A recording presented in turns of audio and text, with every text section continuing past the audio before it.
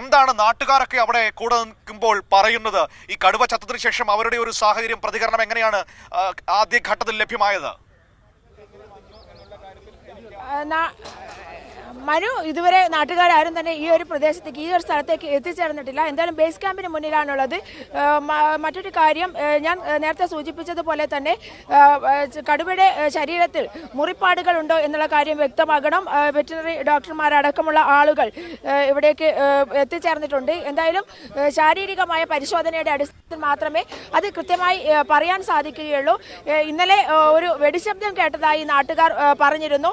അത് RRT ഉദ്യോഗസ്ഥനെ ഉപദ്രവിക്കുമ്പോൾ അല്ലെങ്കിൽ ആക്രമിക്കുന്ന സമയത്ത് വെടിയുതിർത്തതാണോ എന്നുള്ള സംശയമുണ്ട്. 12 ബോർ ഗൺ ഉപയോഗിച്ച് വെടിവെക്കാനുള്ള സാധ്യതയുണ്ട് എന്നുള്ളത് ആ സമയത്ത് ഉദ്യോഗസ്ഥരടക്കം പറഞ്ഞിരുന്നു. കാരണം ജീവൻ രക്ഷയുടെ ഭാഗമായി വെടിവെക്കേണ്ടി വരും. എന്നാൽ അത് കടുവയ്ക്ക് കൊണ്ടിട്ടുണ്ടോ എന്നുള്ളത് കാര്യം സംശയമാണ്. അത്തരത്തിൽ ഒരു വെടിശബ്ദം എന്തായാലും നാട്ടുകാർ കേട്ടിട്ടുണ്ട്. ഇന്നലെ കൊണ്ട വെടിയാണോ ഈ ഒരു കടുവ ഈ ഒരു സമയത്ത് ചത്തതായി കാണാൻ സാധ്യത എന്നുള്ളത് പറയാൻ സാധിക്കില്ല. കാരണം 1 കിലോമീറ്റർ, ഏകദേശം 1-2 കിലോമീറ്റർ അകലെ മാത്രമാണ്, തറാട്ട് ഭാഗത്ത് നിന്നും 1-2 കിലോമീറ്റർ അകലെ മാത്രമാണ് പിരാക്കാവ് മേഖല. അവിടെ നിന്നും കടുവ അവിടേക്ക് വെടികൊണ്ടതിന് ശേഷം പോയതാണോ എന്നുള്ള കാര്യത്തിലടക്കം സംശയമുണ്ട്.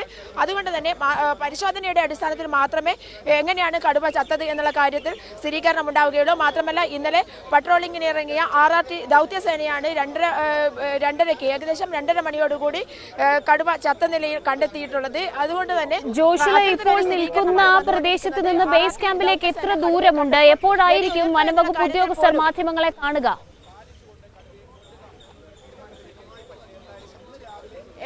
ബേസ് ക്യാമ്പിലേക്ക് മാധ്യമപ്രവർത്തകരെല്ലാം എത്തിയിട്ടുണ്ട്, വനപാലകരും എത്തിയിട്ടുണ്ട്. എന്നാൽ ഇതിൻ്റെ ഒരു പ്രാഥമിക ഘട്ടം എന്നുള്ള നിലയിൽ പല കാര്യങ്ങളും ചെയ്തു തീർക്കേണ്ടതുണ്ട് എന്നുള്ളതാണ് പുറത്തു നിൽക്കുന്ന, ഗേറ്റിൽ നിൽക്കുന്ന ഉദ്യോഗസ്ഥർ പറയുന്നത്. എന്തായാലും മാധ്യമപ്രവർത്തകരെ ഇതുവരെ ബേസ് ക്യാമ്പിൻ്റെ ഉള്ളിലേക്ക് കടത്തിവിട്ടിട്ടില്ല. അല്പസമയത്തിനകം വനപാലകർ ഇതുമായി ബന്ധപ്പെട്ട ഉന്നത ഉദ്യോഗസ്ഥർ ഇതുമായി ബന്ധപ്പെട്ട സ്ഥിരീകരണം നടത്തും എന്നാണ് പ്രതീക്ഷിക്കുന്നത്. അതേസമയം തന്നെ ഗസ്റ്റ് ഹൗസിൽ വെച്ച് 9 മണിയോടുകൂടി മന്ത്രി മാധ്യമങ്ങളെ കാണും എന്നുള്ള വിവരങ്ങളും ലഭിക്കുന്നുണ്ട്.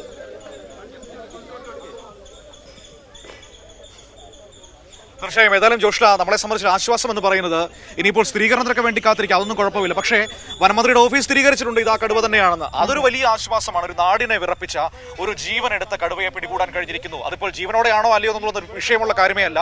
ആ കടുവയുടെ ആശങ്ക ഒഴിഞ്ഞിരിക്കുന്നു എന്നതാണ് ഈ ഘട്ടത്തിൽ നമ്മുടെ മുൻപിലുള്ള ഏറ്റവും പ്രധാനപ്പെട്ട കാര്യമെന്ന് പറയുന്നത്.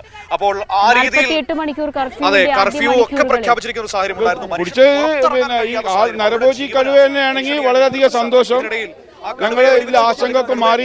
പക്ഷെ അതിനൊരു സ്ഥിരത കിട്ടിയതിന് ശേഷം നമുക്ക് തന്നെയാണ് അത് പറയാൻ പറ്റും.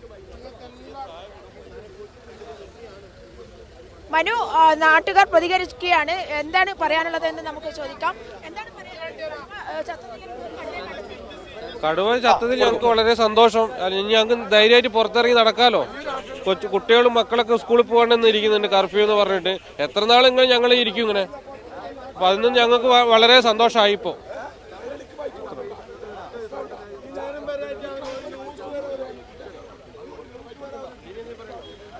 നാട്ടുകാർ വളരെ സന്തോഷത്തിലാണ് എന്നുള്ളത് തന്നെയാണ് പറയുന്നത്. എന്തായാലും ആശ്വാസമാണ്. ഇതുവരെ ആളുകൾക്ക് പുറത്തിറങ്ങാൻ സാധിച്ചിട്ടില്ല എന്നുള്ളതും, അതുപോലെ തന്നെ പരീക്ഷയടക്കം ഉണ്ട് കുട്ടികൾക്ക്. അതുകൊണ്ട് തന്നെ ഏറ്റവും ആശ്വാസകരമായിട്ട് തന്നെയാണ് കടുവ ചത്തു എന്നുള്ള വിവരം അറിഞ്ഞപ്പോൾ എന്നുള്ളതാണ് നാട്ടുകാർ പ്രതികരിച്ചുകൊണ്ടിരിക്കുന്നത്. മനു, നമ്മുടെ ഫ്രെയിമിൽ മനു കണ്ടുകൊണ്ടിരിക്കുകയാണ് ആ കടുവയുടെ ദൃശ്യങ്ങൾ. ഇന്നലെ തന്നെ പറയുന്നുണ്ടായിരുന്നു ആരോഗ്യവാനായ ഒരു വലിയ കടുവയാണ് എന്ന് തന്നെ. ജോഷ്ല, ഏതായാലും ഞാൻ പറയുന്നത് നാട്ടുകാർക്ക് സന്തോഷം, ആശ്വാസം, ഒപ്പം തന്നെ നമുക്കും വലിയ ആശ്വാസം. ഇനിയൊരു ദുരന്ത വാർത്ത ആ രീതിയിൽ കേൾക്കേണ്ടി വരില്ലല്ലോ. കാരണം നമ്മൾ ആശങ്കയോടെയാണ് നിന്നിരുന്നത്. നിങ്ങൾ എല്ലാവരും അവിടെയുണ്ട്, ആ നാട്ടിലെ സാധാരണക്കാരായ മനുഷ്യരുണ്ട്, അവർക്ക് ജീവിതം മുന്നോട്ട് പോകണം.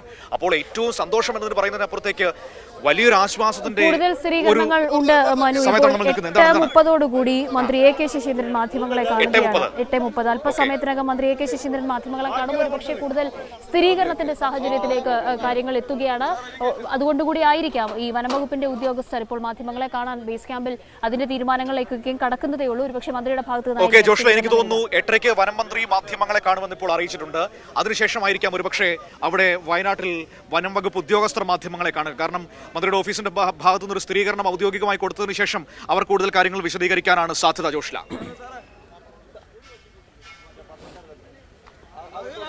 തീർച്ചയായും അങ്ങനെ തന്നെയാണ് പ്രതീക്ഷിക്കുന്നത്. കാരണം വനമന്ത്രി കൃത്യമായും ഈ ഒരു സ്ഥിരീകരണം നടത്തിയതിനു ശേഷം മാത്രമായിരിക്കും മാധ്യമങ്ങളെ കാണുക. അതുപോലെ തന്നെ അതിനുശേഷം വനമന്ത്രിയുടെ മാധ്യമങ്ങളെ കണ്ടതിന് ശേഷം മാത്രമായിരിക്കും ഉദ്യോഗസ്ഥർ ഇതുമായി ബന്ധപ്പെട്ട കാര്യങ്ങൾ മാധ്യമങ്ങളോട് വിശദീകരിക്കുക എന്നാണ് പ്രതീക്ഷിക്കുന്നത്.